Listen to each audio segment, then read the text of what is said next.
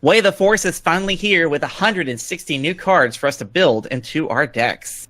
While everyone is focused on the changes in the meta, we wanted to properly introduce this set with a look at theming, with special attention to those cards inspired by non-movie sources. And we also take a look at that Holocron update. Rest in peace, Sabine. This is episode 94, Way of the Theming. You have been well trained. No. You don't have to carry a sword to be powerful. I won't fail you. Oh, do not. I'm not afraid. Please don't try.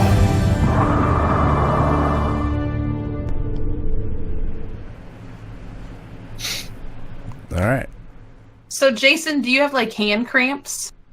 From opening all those packs the other day? From all the packs you opened? A little bit. At least I had a beautiful helper with me. I think we had a ton of fun opening packs up on the stream the other day. I think a dozen folks came in to join us. I was like 2.5 hours to get through 12 boxes. Every third box we gave away stuff. We used our fun little our stream elements, which is what we use to do the overlays and everything on Twitch. They have a kind of a giveaway built in, but the only way you could get in the giveaway is to have loyalty points, and the only way to get loyalty points is to watch our streams. Nice. Hey, real quick. Let's thank Sugi for the $10 donation to the Nova Open Foundation. Hey, thanks. Thank you, sir. Appreciate that. No, definitely. So we are we're ready to do a show. I think the pack opening the other day was super fun. Mike, you opened some packs earlier this week as well on stream. Yeah, with Monk.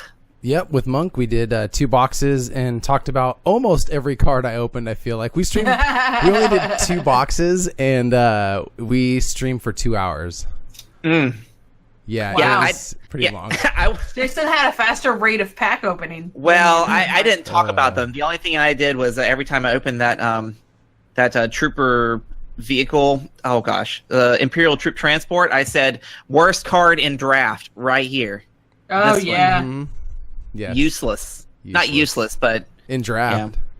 And draft is pretty awful because you rarely when you rarely have 9 unique characters in draft, and if you do, you have 1, and then all those are 1s. All of those are 1s, and then it's like a 1 for 1. Like, why would you pay 1 to do 1? It doesn't make sense. Yeah. Worst card in draft. It's probably not. Tell me how you really feel, Jason. I feel very because I drafted it. I felt very stupid. Not stupid. Like I was stuck with. I was like, I got to it. It came around like 3 times. I was like, well, at least it's a die, and I still didn't put it in the deck that I was playing. That's funny. It's fair.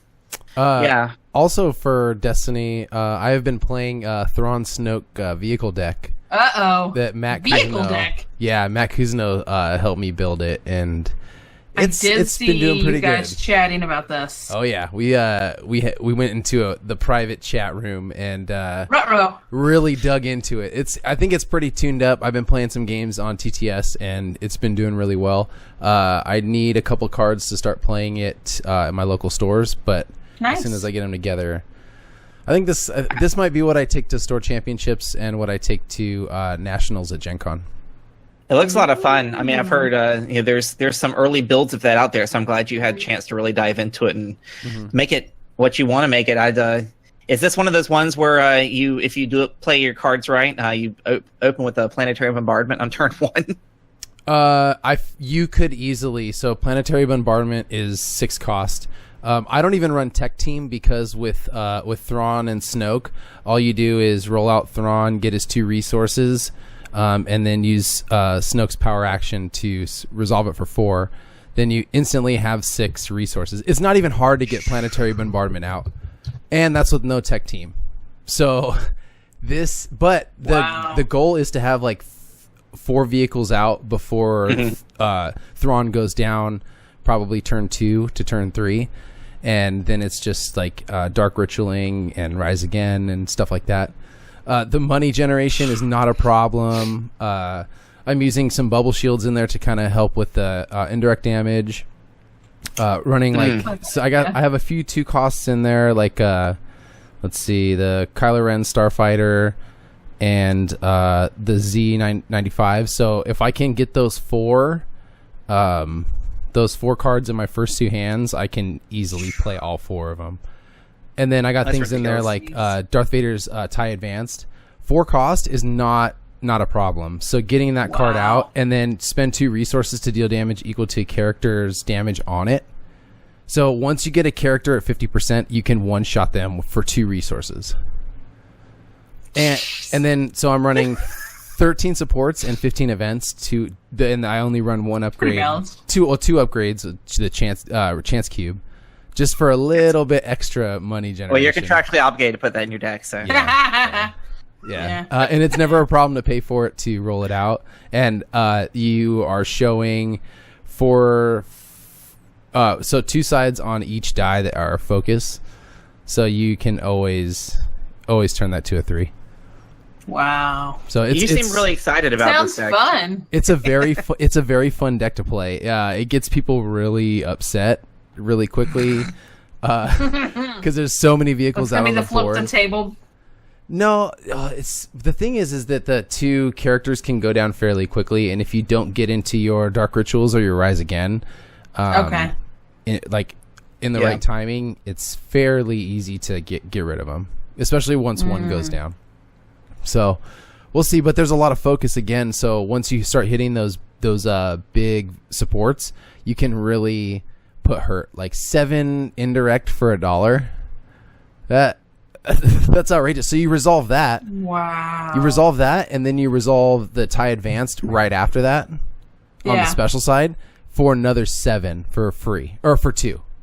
So for 3 resources, you're doing 14 damage. Oh my gosh. Yeah. So that's pretty. Yeah. Flip the table. So no, I mean, if of course if it lines up correctly, I mean that's again, if it lines up correctly. But I do run a bunch of mitigation, so there's tons of stuff in there to help me keep moving and really get around the early attack, because in the early game you're not really looking at a lot of upgrades and stuff. You're mostly just looking at the character die, and you can get rid of those fairly easily with a lot of with like mind trick, isolation. Hidden motive, overconfidence, pin down. Like there's just it's a very fun deck to play. Nice. So I think that's what I'll be running. This is the first vehicle deck I've ever played. Because villain vehicle really hasn't been a thing, but now I think it's got some juice. We'll see. Yeah. Sounds like juice. It. Let me know if anybody out there is building or working on this deck. Let me know, and we can compare lists and kind of see how we can help each other get this deck to the top. Sounds fun, man. I give it 2 thumbs up. That sounds really fun. I can't wait to just start deck building. I've looked at. I mean, there's the doors open for villain vehicles in multiple different forms. I think you kind of have to build a mill in this meta in this set just because there's so many tricks for it. We've seen, I know Ruben talk about that a lot. You're a resident mill expert. And I'm not sure what else. Oh, and the built to last, those blue hero built to last versions, which you could do villain 2, I believe. Built to last is a neutral, I believe so. Oh, I can't remember. Oh, never mind. I would take that back. Disregard. I was gonna say you could play Jabba the Hutt with Snoke, but new Jabba isn't as melee as old Jabba. Oh no, yeah. No, But if in standard you could play him with old Jabba for now, right? Still, you could resolve 4 discard on Jabba with Snoke's special ability. That's what I come across. Like there's so many get rid of cards off the top of the deck. Like Leia does. Leia, Cassian, and a lot of the events that came in here are legacies, but you've got to figure out a way to solve for the getting out of the hand. Right. You've got to be able to nix their hand. Otherwise, 1 or 2 turns, well played, and could kill all your characters. So, it's an interesting balance. Lots of you kind of want to try a little of everything. Right early on, you want to find your character you like. I think Rex has got some interesting potential. Yeah. But it's going to be cool. But there's so much fun stuff going on. I'm excited about all the new decks that are the potential the potential's there for anything. Mill, vehicle, aggro, control. It can all win right now. So we'll see what floats to the top. I'm excited to see. Yeah, I'm curious to see that too. We've So actually got some folks playing locally, except we're trying to land on a day, so it keeps both times this week. The day they end up playing is the one day that I can't make it. So, and then they decided this week we're going to do a tournament, which I'm like, oh my god, that's amazing, but I don't even know what to bring. Oh, I can't go. So now I'm the problem. Don't be the problem, be the solution. Yes. I'm like, oh, so Are we the problem? Did we force you to come here tonight? No, instead of the tournament? it's tomorrow. Oh. Well, then I we're have not the other- problem. We're not. The Now I have problem. other adult responsibilities tomorrow, so We are the solution. I was like, guys, this is cool, but I need you to pick a day because I can't plan my life on you guys flipping it back and forth. Right? Yeah. Hopefully, I'm trying to get draft to get a little traction there since it's early in the set. We tried it too late in the last set. Everybody had everything, so I don't really want to draft because I already have all those cards. Right. So we'll see how that goes too. So we're trying to. A lot of the local folks here, we kind of had a nice little chat about it of rotating out what we're going to play. So that I think that should be good. Now just landing on a day so we can all figure it out. But That's awesome. yeah, that was in. I was a little worried, but yeah, that was hopeful and exciting. So Good. Should we talk about some news? There was some news to say, that's for sure. All right, let's talk about some news. Let me take that back, huh? You'll find what you need.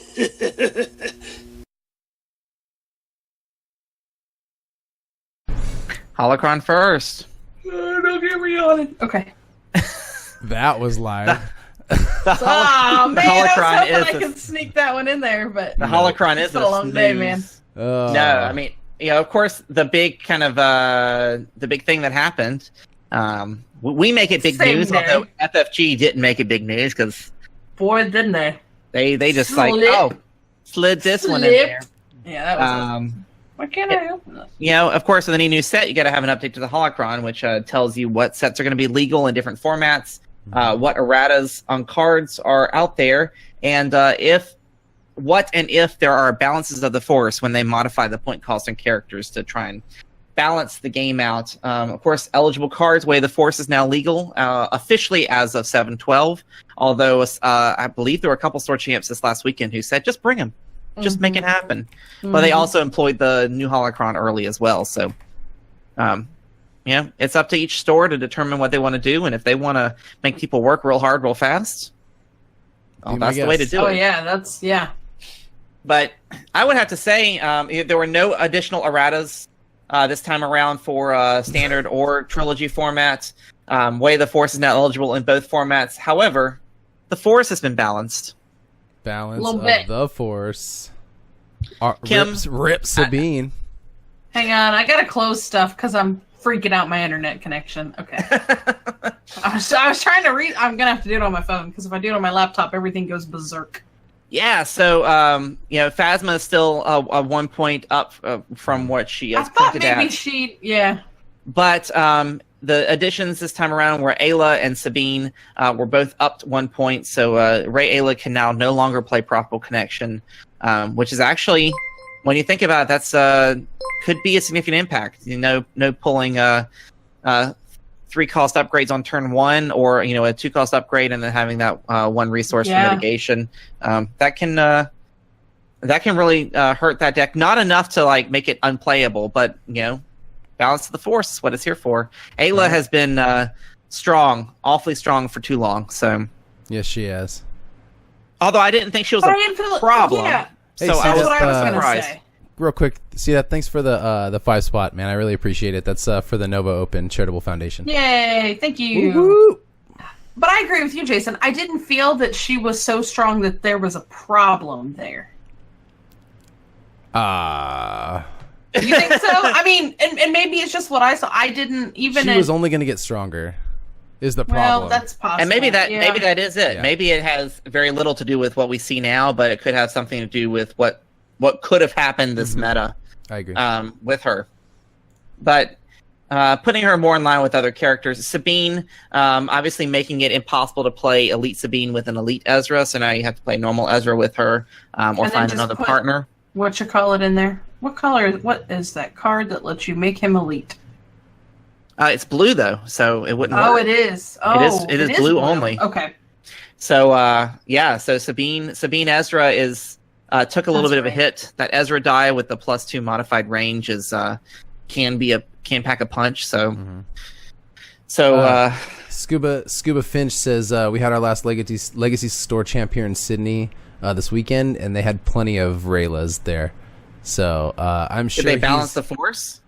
Probably not if they had Rayla there. Let's see.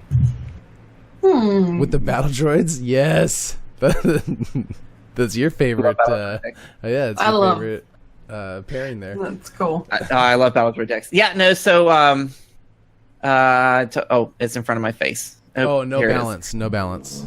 No balance. Yeah, I don't think it'll be a huge impact to that deck, but it will be a little bit.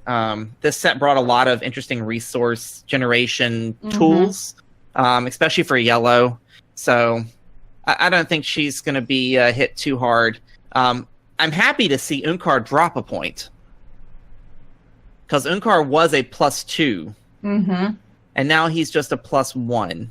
Why are you happy? I'm curious. Because I think that's going to encourage him to be used. Let's look him up. I don't want him to be used. That's why he was fine where he was. So I don't like playing against him. 10-13, 10 health, 1 focus, 1 disrupt, 2 disrupt, 1 resource, +2 resource. Remove any number of your dice showing combination value of 3 or more, then discard a random card from any opponent's hand and gain resources equal to its cost. Just to remind people what that card did. Do you guys remember him? Do you remember Thronkar? Yeah, you remember that. Most people probably don't. No, do you remember that little trick where they would remove dice equaling 3 and then end up like 2 dice or 2 resource minimum from you every time and discard something good? That's ridiculous. Yeah. No, that was, and I think you could build him around something interesting. And Unkar does, for a mill player, Unkar has that hand control. Right. He can actually get cards consistently out of a hand to drop that hand size down and remove options while gaining resources at the same time. Definitely some potential there. I don't know who a good partner with him would be at the moment, but we'll see. Somebody's gonna find one. Yeah, I think that was that's the thing is we were hoping that we'd see Balance of the Force be used to encourage the play of characters. You could do Thrawn Unkar again, right? Or no, that's still out. No, you can't. No, yeah, it's still out. By 1 point. No, yeah, so that's why they kept him at the 1. They kept him at the 1 to prevent Thronkar for sure. Yeah. But now buyout becomes a thing again. They made Thronkar a thing. That's all I'm saying. Like, our pal Jeremy totaled the thing all around Nova, kicking everybody's pants off. And then they went, yeah, you can't do that anymore. Like, we can, but you can't. Right. Yeah, so it was kind of nice not to see any erratas this time around. There's plenty out there to go around. So, but and also here's another kind of philosophy or an idea. Could it be that they looked at the world's meta, they looked at all the cards that were used, saw Ayla and Sabine used most often, and said, well, let's kick him around a little bit and try to encourage a shakeup, just to encourage a shakeup. Maybe. It's smart to do, in my opinion. Yeah. Encourage people to look for different solutions and play a different game. Yeah, and then you don't end up with the same decks at the top all the time. Yeah. Well, for a while. I mean, we know there'll be a few, and then it'll do this. Like, you'll have that peak and valley of like, well, now all these decks are here, and then they fade away. Like, we see that in every meta. So yeah, and I'm sure this weekend we'll start to see results from store champs kind of populate the Facebook groups and the Discords out there just to find out what decks are kind of creeping their way to the top. Some of the kind of competitive groups, strategy-based groups out there are already starting to release some deck lists. I know your Destiny released at least 1 or 2 on this last week's with some good write-ups. The Hyperloops are releasing videos here and there on some of the new character pairings I've seen they're playing around with. Yeah. So there's some options out there if you like to start with the net deck and then can build it to your taste. That is sometimes my preference because my brain is not as creative as some of you guys out there, but you always have to. I feel like even if you start with a deck that's out there in the world that is doing successfully, you have to play it enough to make it your play style, and then alter those cards. My wife does that all the time. Says, I don't like this card, so I'm going to change it for Let the Wiki Win, which she always knows how to play well, and I don't understand how she makes that card always work. I have decent luck with that card, and somebody would help me build locally. It's like, I don't understand why you have that in there. Take it out. And I'm like, and I would sneak it back in. I'm like, it just works for me. Like, I feel like there are some cards that the general master are going to say that cards don't use it. It just depends on the player and how they build it towards them. I always joke and say I want a bunch of those rerolls in my deck, but to be honest, that's helpful for me. Right. So sometimes you build a deck that caters to you, maybe more so than other archetypes, if that makes sense. For sure. Absolutely. Yeah, for sure. Now, we're looking forward to all the high-level competitive play that is getting ready to come up and bringing you some of the coverage. Gen Con, which is the North American Championships, is right around the corner. Mike Hill will be there. I'm so excited. I'm so excited. The Kim Breeze is not sure. I want to go. Just go. There's just like so many people. It doesn't matter. Just like one day, come play. Like all of them. Well, I know.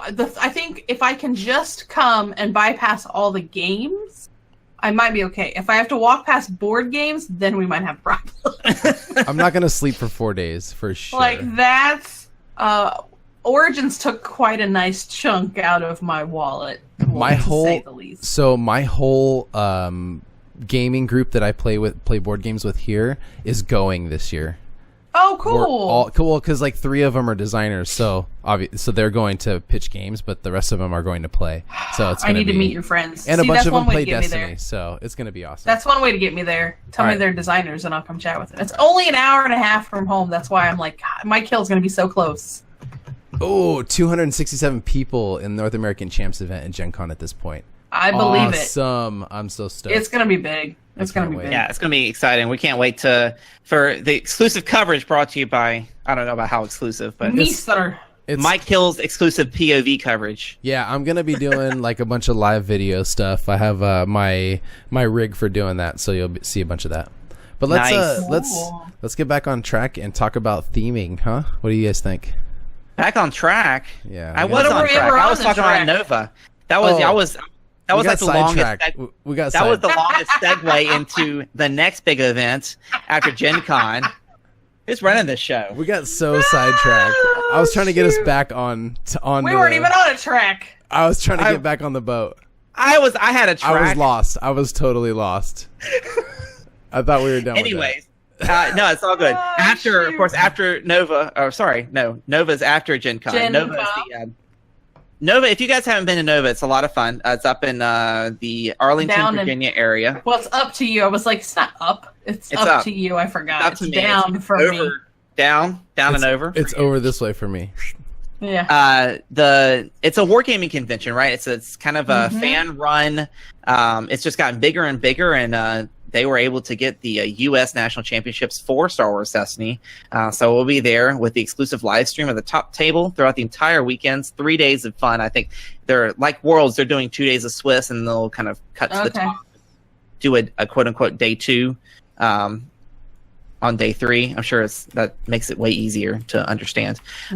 They've also got a draft event, and then they're doing this kind of like multiplayer, but bring one character style event, which we talked about a couple shows ago. It's pretty interesting. It's a 1 hour event. Looks like a lot of fun. And FFG usually provides kind of some sort of exclusive promo for those kinds of things for them.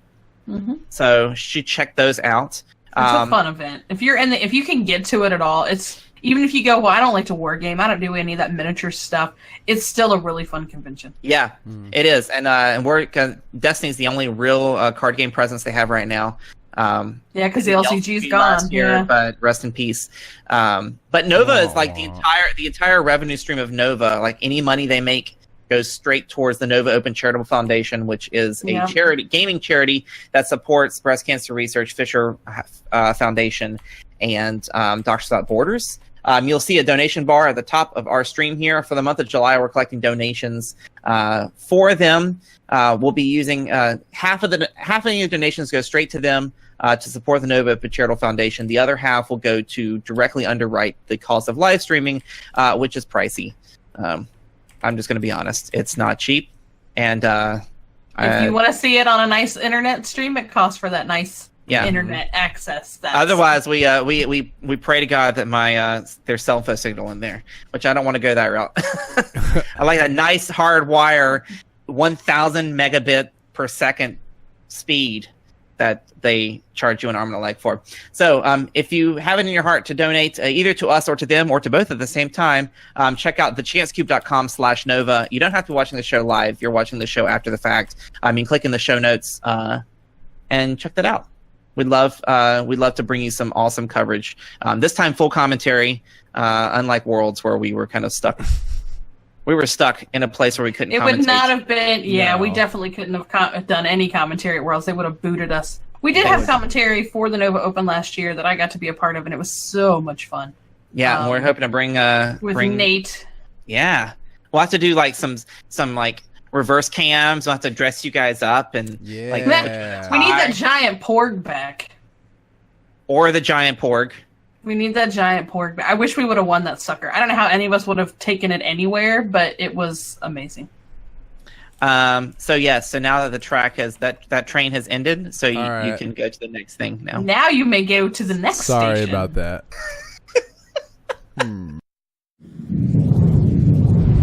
But you know what I always say: speak softly and drive a big tank. All right.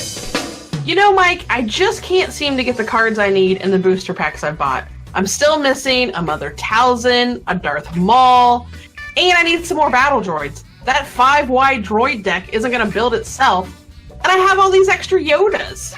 Seriously, Kim, I told you, check out Armada Games. You can buy and sell Destiny cards on their website, shoparmada.com. It's just a few simple clicks and bam, you are done.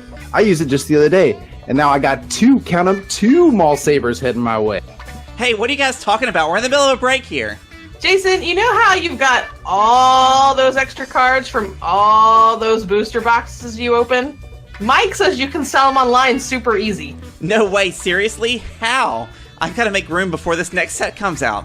Jason, whether you're new to the game or a seasoned vet, Armada Games has just what you're looking for. You can buy and sell your Destiny singles all from the comfort of your living room. Pre-order the latest sets of boosters and find the droids you are looking for.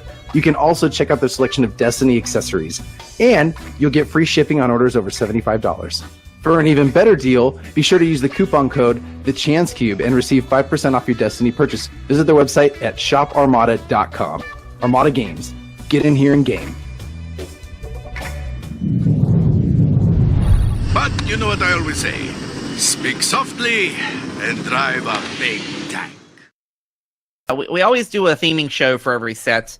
I think with the establishment of the Star Wars canon and that every kind of extended piece of media is now considered part of the main storyline, merchandising with Disney and Lucasfilm has gotten really good at trying to infuse a lot of those popular characters into games, such as Star Wars Destiny, into figurines, like all alike. So there's a ton of cool stuff that's come out into this set that we'd like to go over. We talk a little bit about theming of the cards and how they're designed and used, but just also where these characters came from and why we like them so much and why we're glad to see them.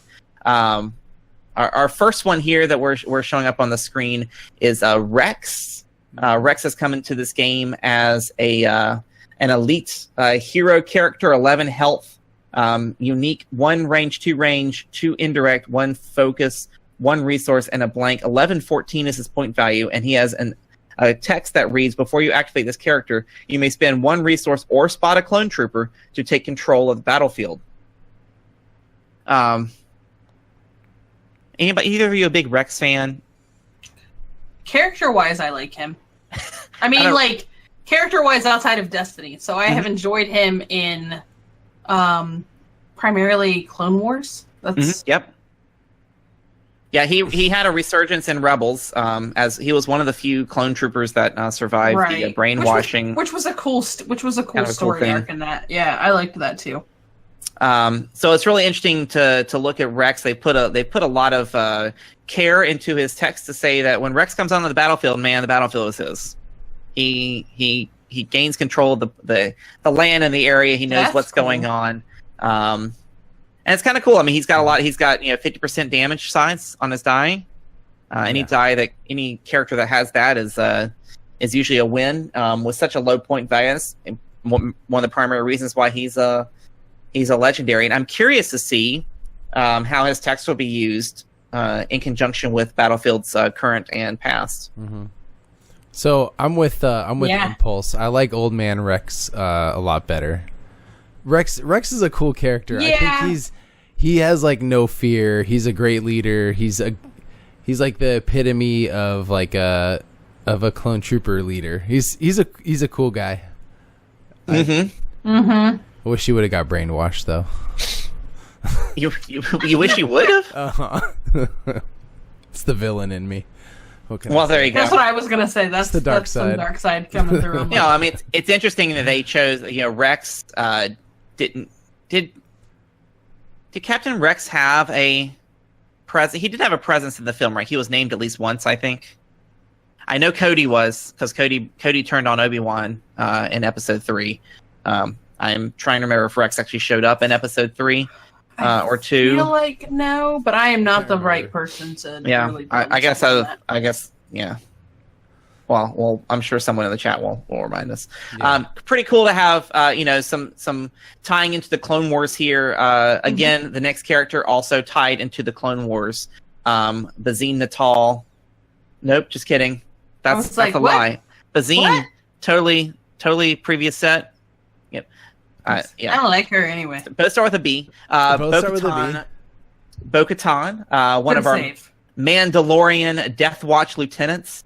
Interesting to find her as a hero when they've subtitled her as a Death Watch lieutenant. Death Watch was never a friend of anybody on the Rebel side. I don't get this is the character we saw in the Clone Wars. 3 range, 2 melee, 1 shield, 1 resource, a special and a blank. Special reads deal 2 damage to a character or 3 damage instead if this character has 1 or more villain upgrades. By default, Bo-Katan allows you to bring yellow villain upgrades into a hero deck. High health value, but high point value at 1520. So I want to use her. She's one of the ones I want to build a deck around. Villain, hero crime lord. I don't understand why she is a hero. I would agree with that. She would be neutral at like the best. I don't. Yeah, no, I agree. And I mean, you look at somebody like Callus who changed sides and they made him a hero in the game. You look at trying to think of somebody else who's on one side and could be split. I mean, you could do that if any kind of. Well, DJ's just a mess. Yeah. Just like Callus, DJ, I feel like they were opening the door. So if we make him villain now, we can come back and create a hero character in a later set. But I don't feel like they could do that necessarily with her. I feel like if she needed to be villain first. Yeah, especially with calling her that. But then this is just like another Boba Fett, or I'm sorry, Jango, or like it's just like Jango. Yeah, it's just another yellow aggro character. I guess like Hero needed that counterpart, and this is like the perfect counterpart for that. I think that's true. I mean, the mixed damage isn't great, but a 3 range sign is pretty awesome. I didn't mean to do that. I changed the slide. We're good. We're still on both. I don't know. I mean, I don't know. I don't remember a whole lot about her from Wars to say too much about her. I'm assuming at some point she changed sides and was on the hero side, but brought all of those villain resources with her. I think it's kind of I love the idea of breaking deck building rules. I think I've said that on the show before, and that's why I wish Finn was ever worked, the original OG Finn. Yep. But there was such potential with his ability that just he was just somehow never seemed to fire. Maybe it's time we revisit it. Maybe the game's changed that a weak, high-costed character for the heroes will do us some good. Maybe. Somebody go find Finn. That doesn't sound good. No. Tell him we're saving the things we love. A weak, high-costed character is gonna be good. That sentence doesn't make any sense to me.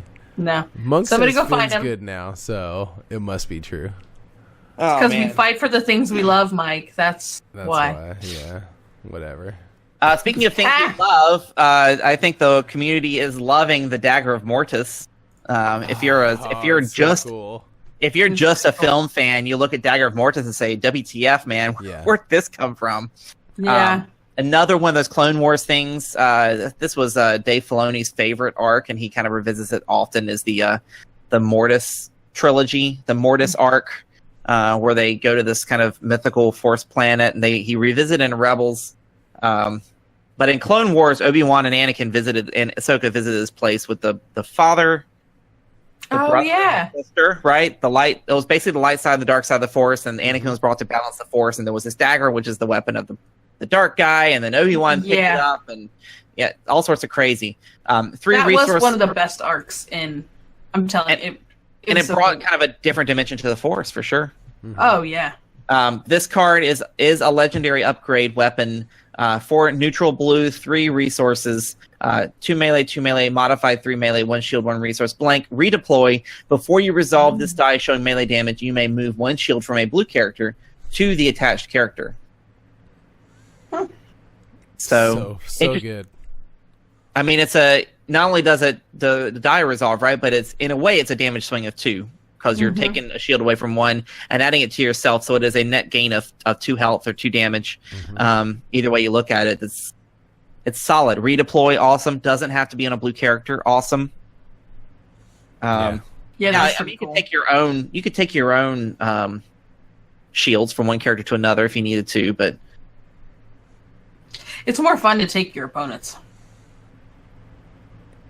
I think. Impulse. He's quoting the line from the show. Who's gonna bring a dagger to a lightsaber fight? But look at that sweet dagger, man! I'm bringing that sweet dagger. I'd be a little intimidated by it. I'm just saying. Yeah, it is from a cost from a physical dollar standpoint. It is one of the most expensive cards right now in the sets. Got a lot of utility. I mean. Yeah, I was gonna say it's a pretty versatile card. So in my 2 boxes, I pulled 2 of these and 2 5th lightsabers. So I did all right on the villain aggro stuff. It didn't help with my new build, but it's okay. There's still. So do you think this is the Force speed or the ancient lightsaber of the previous sets? I don't know. Like what the I like must-have more, dagger or the 5th. They're both really good. I think this one for pure being a neutral, I think will be the sought after.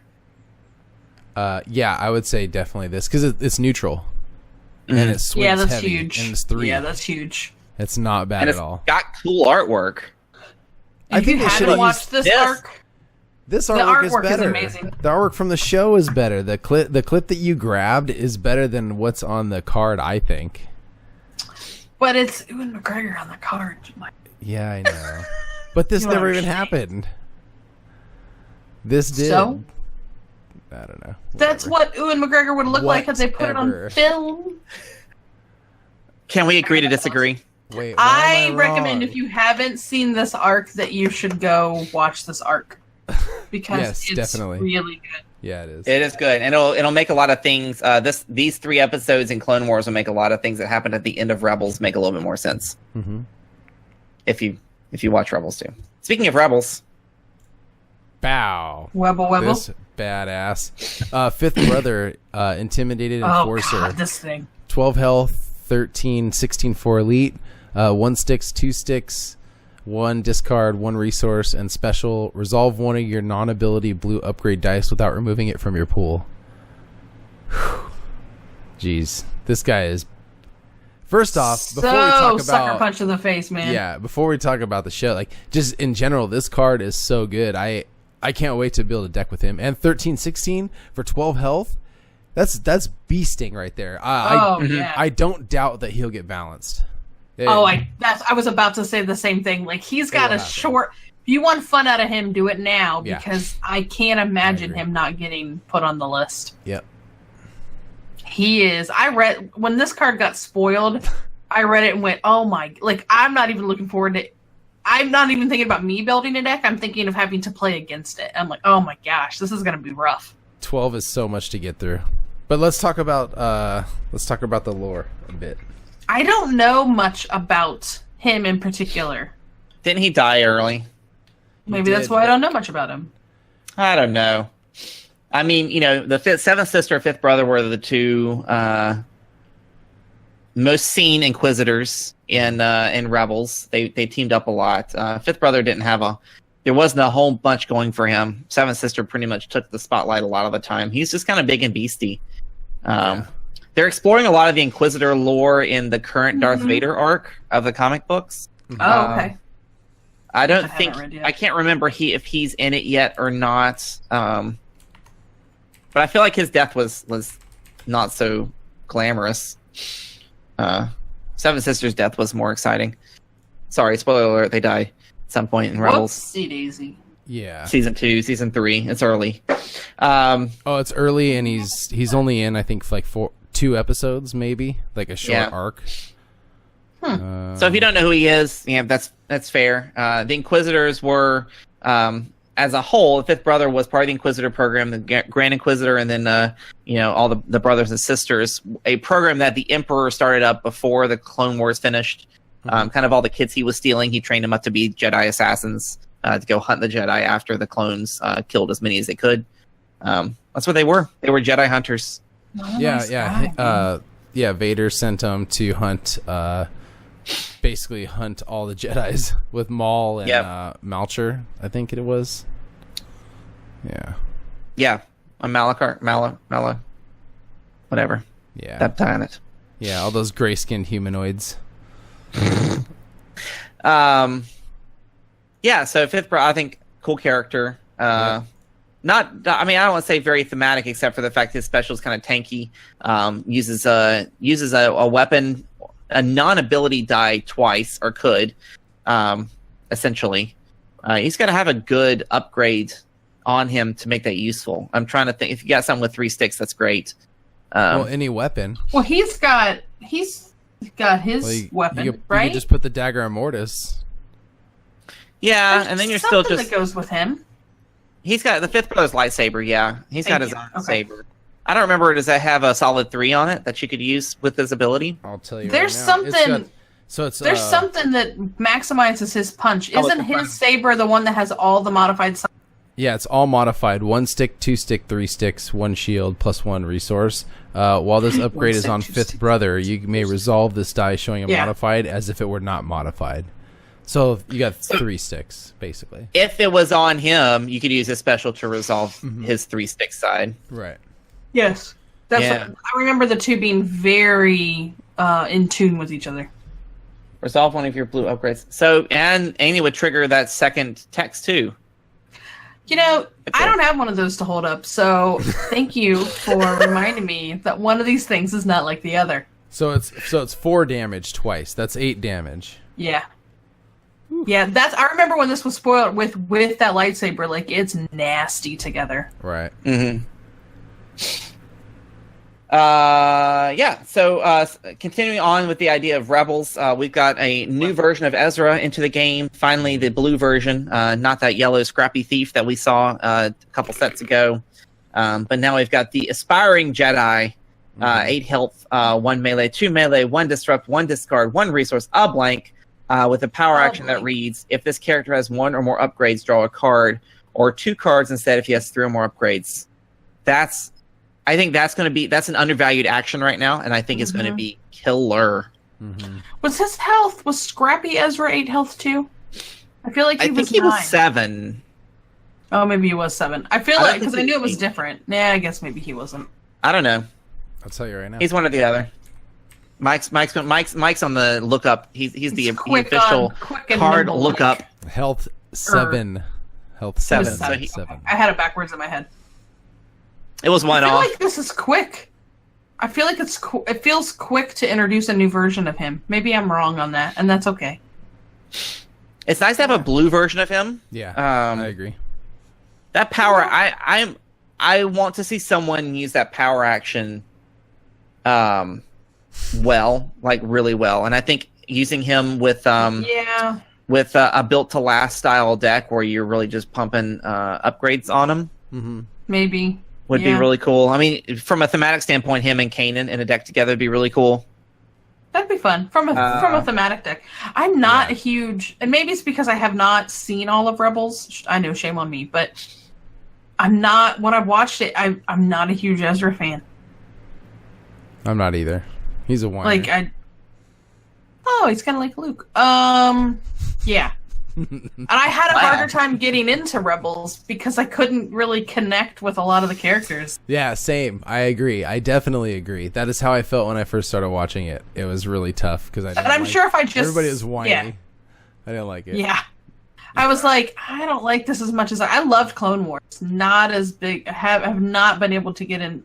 I need to start it over and just try and sit and go. I think there's some good stuff in here, but because I know how it ends. So I'm the person that spoils myself like that. So now I can watch it now. Now I'll watch it. Obviously, this is after he got rid of his shooty lightsaber. Yeah. After what did you call it? It's a shooty lightsaber. That's what I thought you said. It had a gun shooter on it. Mm-hmm. It was the most ridiculous lightsaber ever. Yes, it was awesome. Right. Yeah, no, this is like season 3, season 4. Okay. This is like season 4 Ezra. After his PP lightsaber disappeared. Did he whine over that too? I'm just curious. When his lightsaber blew up? Yes. Whine. It's a whole show of different variations of Luke. Anyway. No, you'll like. Have you even watched season 4 at all? I watched some that you and I talked about. I watched some of the. What was the last? How many seasons did this go? 4. Okay, so I watched a decent amount of season 4. Okay. The early stuff was I bet I liked the whining. Maybe. The whining was in the first 2 seasons. Yeah, I'm a big Lothwolf fan. I like those a lot. Was that an intentional segue? Yes. Okay. Ta-da! And segue. I think cards like this that come into events are really interesting, that have an obvious connection to a non-film source. Lothwolf Bond is a 1-resource event for the heroes. Blue, give up to 2 of your blue characters 1 shield each. You may activate those characters in the order of your choice. Wait. Why is this Lothwolf, but it's Loth, Cat, and Mouse? Because it's from Loth. Everything from Loth. Maybe it's Lothwolf? They always say Lothwolf. Maybe because it's the same O. Is it Loth, Cat, and Mouse? Have we been doing that wrong the whole time? Loth, you know what? Loth, Cat, and Mouse? That is hard to say. That's a Han and Han, okay? Leia. Let's just call it Loth and Loth. Who says Leia? Boy. Who does that? Or Han or Han? I know one person that says yeah. I know so. I was like, I'm pretty sure they made fun of that in Solo. Sorry. All right, I'm just from a theming standpoint, I was genuinely curious because I've heard it's spelled the same, is it not? Anyway, Lothwolf. Maybe it is Lothcat. Is it Lothcat? I've only ever heard. It's Loth. Now I gotta. I think it's maybe it's Lothcat, and we just all say it wrong all the time. Hence why I called this a Lothwolf.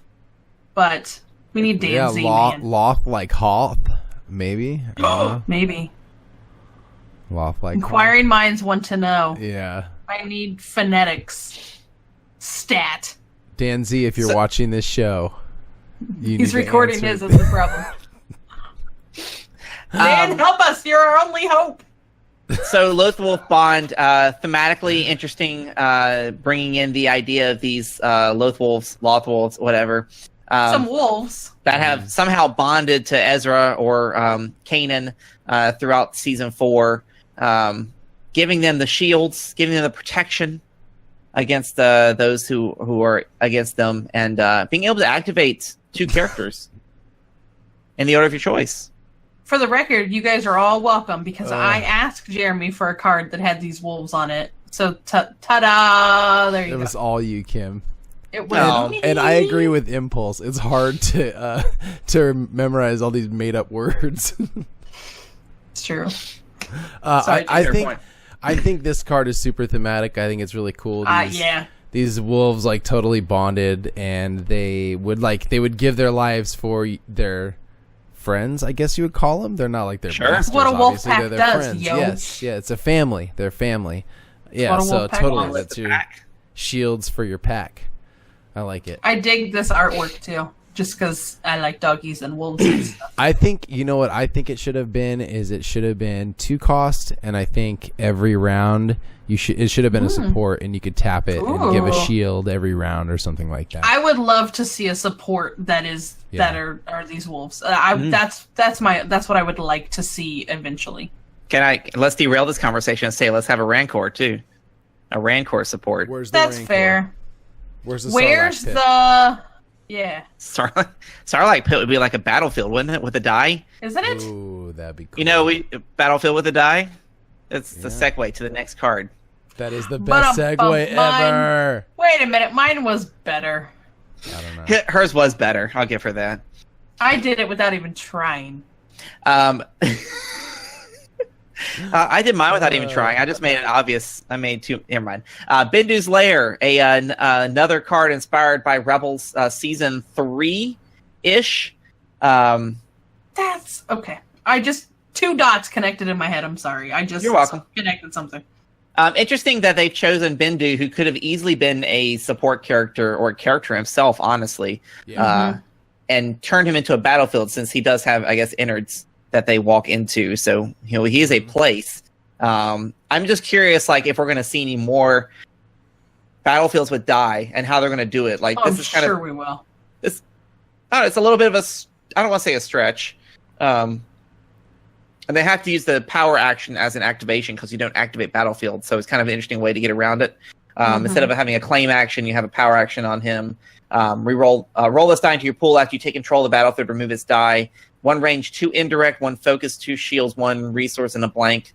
None of those sides are anything you don't want to use. 1 range is kind of piddly, but everything else is awesome. I'd actually love to roll into the 2 shields for him. Yep, or the focus. Yeah. So Don't want my opponent to have them. yeah. So just so I'm correct in the activation of this, I claim at the end of the round. At the beginning of the next round is when I roll this die into my pool. You would take any of your actions. So it's a. Or I Like would take the any other power. I'm power sorry. I would take the power action to roll this die into my pool Mm-hmm. before the end of the round, and somebody claimed, whether it's me or my opponent again. The opponent can claim and then wipe that die off of the playing field. That's Correct. the rub. That's the rub. Okay. Right? Is that you could claim to potentially get this off the board. If it's the 2 shields, that's like a lot. Like, obviously you don't want them to resolve that. Right. Or like say they're showing a bunch of modified range, and the only solid range side is this. Like, obviously you claim early to avoid, potentially getting hit with like a big swing. So that's a way to control this die, but I don't know, sometimes you don't have anything left to do. So that's just what you can do.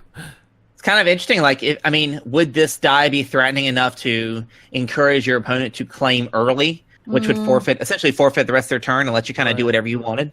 Could you use die as a threat? I don't know if it's that powerful. But I would agree. That's so situation. I feel like it would have to be. There could be a time that it's the right move to make, but I don't think it would be often the right move to make. If that makes sense.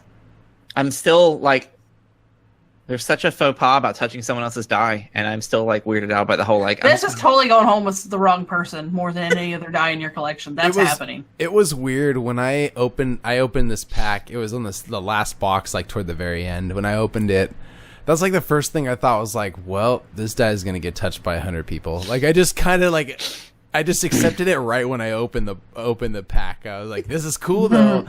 This kind of stuff makes me excited. Like they're adding new stuff in. Like we talked about it in the very beginning. I remember talking about like what would we want in the next sets, and we said like a die on a battlefield. Here it is. It was cool to speculate on it, and now it's here. So I'm just excited to see what else they add to the game. I think that'd be cool. Theme wise, I think this is cool. I am kind of with Jason. This could have definitely been some sort of character or support, but you do walk into his innards, so he is a place, I guess. And for if he was a support, this would be a very good. These would be very good die sides for support. So, So I don't know. why from I'm going to the theme of, or not, maybe not so much. Where is he in the canon? He's not a character I'm familiar with at all. He's in season 3, I believe, of Rebels. He is one who helps Kanan find his way when Kanan feels a little lost. Bendu himself. Lost on this show. Okay. Bendu himself is a kind of force neutral. If you believe in the Mortis trilogy, he kind of represents the Father in a way. He's not neither light nor dark. He himself is kind of a cosmic balance of the Force. Because he's a cave, but okay. He's a bit out there when it comes to Force mythology, but he is a physical thing that people can see. Like Ezra sees him, even though Kanan's blind at this point. He basically teaches Kanan how to deal with his blindness and move on with his life. So many struggles in Rebels. Okay. In those books that like Luke was protecting and Vader and Yoda burned down. So in here, like those books talk about him as like the knower of all knowledge and the seer of all Force. So very Force neutral. Just he brings the Force, and what you do with it is what your soul or whatever does with it. Okay. Yeah, it's the idea that there is no light or dark. He actually says there's no light or dark side. It is just the Force. Yep, and you are the light or the dark. I think that. Yeah, it's pretty awesome. Side note, though, he kind of looks like a moose. Yes. Yes, he does. And since I saw it, and I went, since when were there moose in Star Wars? And I can't unsee it now. And a great segue to our next card, Bullwinkle. No. With the sidekick Rocky. Before we move on, Scuba Finch, do you think we'll see a Death Star battlefield with a die, or will it be a villain support down the line? I told you it's going to be a build your own Death Star. I want to see. That's what I want to see so bad. You have to like take 3 parts, and they cost I feel like yes, I feel like I hope that the Death Star is something bigger than a battlefield or a vehicle. Me too. It may come in the form of a new mechanic. Yeah, a new type of card that helps. So here's prediction. We're gonna take a write down prediction. Write it down, Jason. Take a write down prediction alley. I'm gonna say when we do see the Death Star, it's gonna be something like when you activate it, it's gonna be in 2 turns. It's gonna hit for like 20 indirect damage. So yeah, I feel like it can't hit at once. No, it can't be. You have to like charge it. It has to heat up. Yeah. Or you have to this turn place a damage on it. And then when you have 4 damage, 6 damage on it, then you can activate it or something like that. There needs to be some sort of prolonged activation to where you can try and win the game before this Death Star goes off. Isn't that like in Rebellion? Isn't that the basis of the LCG too? Yes. I don't know. I was gonna say I don't know the LCG as well. That's kind of like what you're doing. I don't either. Detonation. It's detonation. Yeah, you're trying to. So July 10th, Mike Hill has predicted when we do see the Death Star, when you activate it, it'll take multiple turns to hit, or it'll take a certain condition to make it work. Yes. Done. Boom. There you go. Write it down. He'll lose it, just like that other time I made a prediction. I wrote it down in our drive, so unless someone deletes the chance cube, we're fine. All right, perfect. That would be a sad day.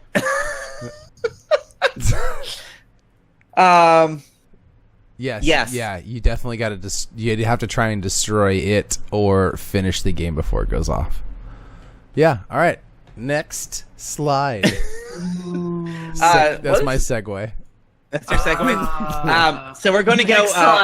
We're going to go off the realms of animated series and go into the realms of. I feel like it's comic books. Although when I was doing the pack opening, someone informed me that this concept also came in Battlefield 2. It is the Climate Disruption Array. It is a red villain support that says action exhausts the support to deal 2 indirect damage to each player, starting with you. Now, if you're watching the show live or on YouTube, you'll see an artwork from the comic book Shattered Empire. It's issue number 2. There's this whole concept that as soon as the Emperor died, it activated these kind of Emperor robots that did his bidding for him. And he just basically was trying to destroy the entire galaxy all at once. This was the planet of Naboo that was under assault by these climate disruption arrays that were supposed to, just make tidal waves and earthquakes and all sorts of things. Eventually, all these climate disruptors were destroyed by Leia and the then Queen of Naboo with help from Lando. If you read issue 2 or 3 of Shattered Empire. Someone's telling me though this concept and that whole kind of story arc came in Battlefield 2 as well. Although Shattered Empire is the originator of the concept, so it's kind of cool that this is an oddly foreign concept for Star Wars, but kind of on the outer reaches of our canon. Coming to the game. I'm gonna 5 Ways of Kevin Bacon this one. It's not, because this is what Disney uses to make the weather in their parks nice. I go to Disneyland a lot. It's not nice. And Jason I didn't works say there. Disneyland. It's not always nice. Get out of here with your... It rains at 3 o'clock every day here, so... Oh, that's just Florida. We have to water the grass so that it stays green. They make. Never mind. I like the idea though. This card. It's interesting that it deals 2 indirect damage to each player. Although if you're controlling where the damage Including goes, you. if you have proper shields or bubble shields. Yeah, bubble shields. This is kind of like oh gosh, what is that card everybody hated from Spirit? Planetary Uprising? Yes, thank you. Planetary Uprising. Yeah, I got one. Kind of like that for the villains, but less trollable. You have to think. You have to be smart when you play this, because that indirect starts with you. Yeah, you have to be running bubble shields with this. Or you just daisy that one real. Or you just have to have lots of shields on your characters. It's not that hard to get around, I would say. No, I don't. I totally agree with that. And it's timing, right? You could play it in multiplayer and have everybody target you first once you put this on the table. Oh. This is a come hit me first card for sure. Right? Yeah. All right. This comic book art is so cool. It is. I believe cool. So. I played Battlefield 2. I think the planet was heating up. I think was what was going on in the game. I can't quite remember. It's been a very. I haven't gotten my hands on Battlefield 2 yet, so that's why I was like, oh, it came in something else. But I'm for sure the comic was at least the first appearance. Yeah. Speaking of comics, and we're going to end our topic on theming with Mike's favorite. So cool. I knew you would be excited about this one. So cool. 000. I think we thought this one was coming in the set anyway, given that we had Dr. Aphra last set. So And I'm glad that BT1. they didn't wait too long to bring it out, just from a theming perspective. And like you could play this card with your climate disruptor, give yourself some indirect damage, and then with the support, you are dealing another indirect damage to your opponent. That's true. That's a This fun is- way to do it. This is such a cool support. First off, I really like the card. The comic, I've talked about this time and time again. 000 is just he's just so menacing. He is all about torture and just being like the craziest, meanest droid I've ever seen. Tied into Dr. Aphra, one of her favorite droids that she built for Vader eventually, and is just such a good storyline. Yeah, he's a yellow support droid for the villains, 2 resource to play. He has no blank sides. 1 melee, 2 melee, 2 melee for $1, 1 disrupt, 1 resource, 1 discard. After you deal indirect damage to yourself, you may deal 1 indirect damage to an opponent. So having him on the table with BT1 and Aphra in the game kind of cascades into a nice combo. I think 000 is just one of many cards in this particular set that's going to start, I think, the rise of more combo type plays, more combo cards, more combo deck builds. And 000 is just so crazy. I would love. I would love for them to somehow figure out a way to get the current comic arc of 000 into the game in a way, because 000 kind of takes over and kind of enslaves Aphra, like by about issue 11 or 12. Oh my! And he's like the exact opposite of C-3PO, yet he's just as annoying. Yeah, he's like, super annoying. He's like super polite when he's torturing you or telling you what to do, and he's very questioning. He's a very irritating and the coolest droid ever. So, I think he's, from a theming perspective, great. He's always willing to kind of sacrifice his master in the greater good of killing other people. That's what you get here. It's I like the fact he has no blank sides. I like the fact that we're seeing more die with no blank sides come into the game. Mm-hmm. I could see it may be an infinite format thing down the road, but you could potentially build an entire deck of nothing but dice that have no blanks, which would be awesome. That'd be crazy. That'd be you, Kim. That is up my alley. I need a deck of only those. One more thing I want to say about this droid. Most droids are all focused on controlling your dice. This droid is focused on putting hurt on you. And I really like that. Like, his blink side is basically a resource side, which you most likely wouldn't even use on him. Maybe if you didn't want to pay to reroll. But otherwise, you're looking to get that 2 melee or something else that's going to hurt him, like a disrupt or a discard, which is just very cool. I like that observation. I haven't really thought about that. As a general rule, most of our droids do something with dice. Yeah, this is all melee. Or this is like all torture. Yeah. I like it. Death and destruction. Anything else from Way of the Force? You guys are like, man, the theming spot on. Or, I mean, I think we've said it before. Just in love with all the character references, the events that require certain characters to fire off, or the upgrades that have better abilities when they're on certain people. That's such a great move for the game and makes it even way more interesting and thematic. Yeah, I would say that just in general, they are definitely getting a lot more thematic. And I was very fortunate to, every time I pulled Ezra, and then I pulled his lightsaber shortly after. I pulled a 5th, and then I pulled his saber shortly after. Like, every time I pulled something, I pulled their counterpart. I got Sebulba, and then I got his pod racer. I got Anakin, and I got a pod racer. Like, it was always a pair of cards, and it's. I enjoy that. I think that not that Star Wars needs any help with getting fans, but it does bring more people in that weren't into Star Wars before. They were just into LCGs, or CCGs or whatever kind of card games they played. So, I like that. I like that they are definitely working on theme. They're catering to everybody: the thematic player, the competitive player, the deck builder, the mill player. Control, it's all there for everybody. Like, it just keeps getting better every release. I feel like I say this every time we get a release, that it's getting better for everybody. And again, it's doing that. It's just doing it more. And I just, this set gets me excited to see what they bring in the next set. So. Oh yeah. Yeah. Yep, I would totally agree with that sentiment. Look, I ain't in this for your revolution, and I'm not in it for you, Princess. I expect to be well paid. I'm in it for the money. So oh, sorry. Oh. I didn't mean to do that. I'm so sorry. I'll step back. Please continue.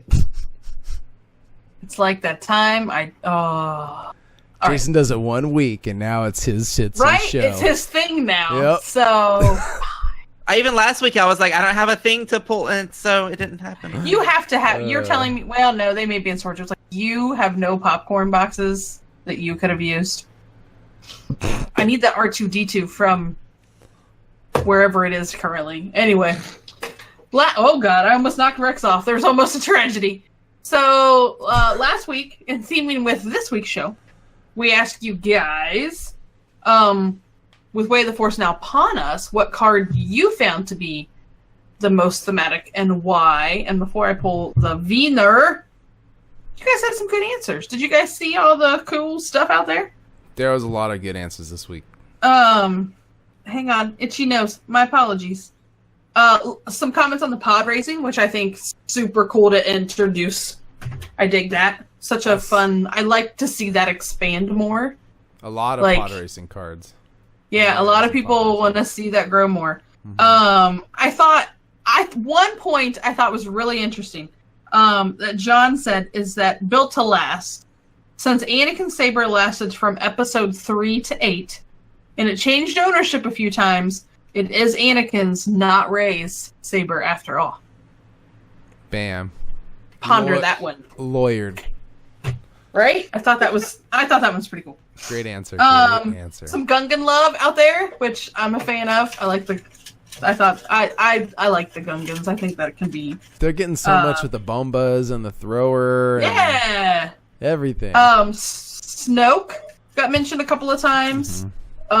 Surprisingly, only one mention of General Grievous, which I thought we'd get more simply because of with enough cards now that he can easily he can have quad upgrades on him. He can have something in every hand. It's so tough. I'll tell you right now, it's really tough. I think that, there was one mention of Rex, so that's cool. Hang on, I'm having problems. All right, Rex says the winner is Ryan Ballard, who told us Snoke, as he is using pain to motivate other characters into better performance, much like he does with Kylo in the movies. Oh, Excellent. Yes, that is an excellent awesome point. Answer. But I would say point. That answer was a little short. I know they've been pretty manageable lately, my friend. We need to get those answers a little bit longer, guys. Kim's still writing them out by hand, so I do stretch those answers. All out. for you guys. Yeah. So, Ryan, congrats. Shoot us a message on our Facebook page, and you can choose you can choose 3 rares from my stack of extras. That's a good prize. That I will send to you. That is a good prize. For everyone else, is another week and another question in preparation for next week's show. We're going to ask you, what decks do you predict we'll see at the top of the meta? And next week we'll also be giving away 3 rares from the extras because I got plenty of them. Get in on that, people. Get in on that. Yeah, we do it. Until they all go away and are traded for the 7 cards that are still left to fill my binder. Zers. Yes. Right. What? That's only 2 Zers. binders. That's impressive. Yeah. I'm impressed. Oh, Rex's blaster. See, missing one Rex's blaster. Oh, I don't know. I feel like, Mike, we may need to have an intervention at some point. Well, she did say my wife did say if the next set is released as quickly as it potentially could. Here's mine. Here's mine right here. This is what I got so far, right here. That she'll have to put the kibosh on the next set if it's going to be real soon. Because you guys just need to learn how to share, Jason. I have a feeling that's the compromise, Jason. That's the compromise. Just say one play set. I'm not the one who said one. If Jim and I can make it work, and I was an only child, and I don't like to share anything. Don't touch my stuff. I was an only kid. Don't touch my stuff. Anyways, somebody at work learned that this week. Don't touch my stuff. Everyone, thanks for hanging out with us this week. Jolly good time. We love talking about theming, and we can't wait to do it again. Next week, we'll be talking about the current meta with Way of the Force, and more specifically, how plots are being used. So we're going to have a kind of a plot-based show next week. As always, you follow us on all the socials and all the places. We're at the Chance Cube everywhere you go. If you have it within your heart to donate some money to the Nova Open Charitable Foundation, check us out. There's a button below the Twitch stream. If you're watching on YouTube or listening on your podcast, check out the notes section for a link to thechancecube.com/Nova. Half of the proceeds go straight to Nova Open Charitable Foundation. The other half will be used to directly underwrite the cost of the live stream of the U.S. National Championships, which we will provide exclusively to you guys. You guys know and love. You know and love, but we need your help to bring it to you. Yep. Yes. Please and thank you. Cheap. Nope. And we spend all our money on cards. Like you. Or board games. Well, my house is going to be ready at the end of the month, so like a month early. Yay! That's I'm spending my money on a house. Oh, that's fair enough. real life. Yeah. I'm spending mine on fixing my 100-year-old house. Anyways, This week.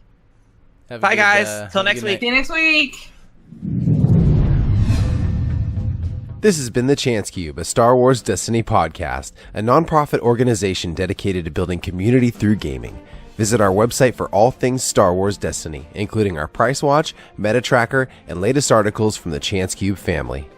Find our latest videos on YouTube, follow us on Facebook, Twitter, and Instagram, and visit us at patreon.com/thechancecube. Your patronage allows us to grow this program and help us give back to the gaming community by sponsoring events, giveaways, and supporting our own community building initiatives. This is Mike Hill, the voice of the Chance Cube. Thanks for listening.